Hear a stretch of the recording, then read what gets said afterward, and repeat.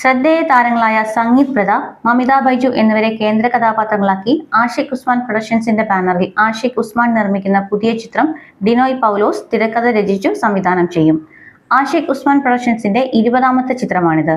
May 7 വ്യാഴാഴ്ച കൊച്ചിയിൽ നിർമ്മാതാവ് ആഷിഖ് ഉസ്മാന്റെ പിതാവ് ഉസ്മാൻ മുഹമ്മദ് ഇബ്രാഹിം സ്വിച്ച് ഓൺ കർമ്മവും പ്രശസ്ത നിർമ്മാതാവ് ആന്റണി പെരുമ്പാവൂർ ഫസ്റ്റ് ക്ലാപ്പും നൽകിക്കൊണ്ട് ചിത്രീകരണത്തിന് തുടക്കമിട്ടു.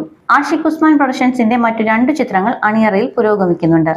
നസ്ലിൻ നായകനാകുന്ന മോളിവുഡ് ടൈംസും തരുൺമൂർത്തി മോഹൻലാൽ ചിത്രമായ അതിമനോഹരവും ജൂൺ 5-ന് തിയേറ്ററുകളിലെത്തും. തണ്ണീർമത്തൻ ദിനങ്ങൾ, മെജോ, പത്രോസിന്റെ പടവുകൾ എന്നീ ചിത്രങ്ങൾക്ക് തിരക്കഥ രചിക്കുകയും ഈ ചിത്രങ്ങളിലെല്ലാം പ്രധാന വേഷങ്ങളിൽ അഭിനയിക്കുകയും ചെയ്തുകൊണ്ട് ഏറെ ശ്രദ്ധേയനാണ് ഡിനോയ് പൗലോസ്. റൊമാന്റിക് കോമഡി ജോണറിലാണ് ഈ ചിത്രത്തിന്റെ അവതരണം.